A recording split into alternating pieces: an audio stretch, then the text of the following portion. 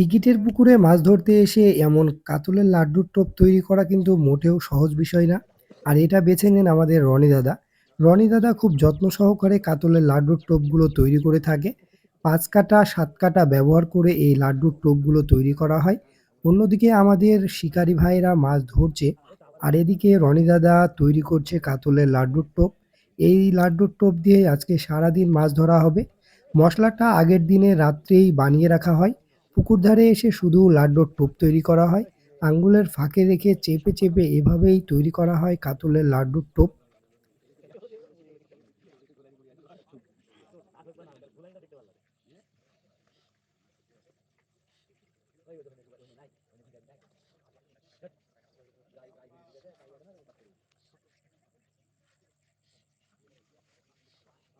ভালোভাবে চাপ দিয়ে টোপ তৈরি না করলে এই চোপ পানিতে ফেলা মাত্রই ভেঙে যায়।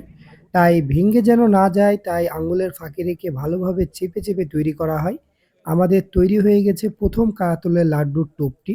আর সত্যিই সুন্দর এবং শক্ত হয়েছে টোপটি। এই টোপ দিয়ে আমরা সারাদিন মাছ ধরবো।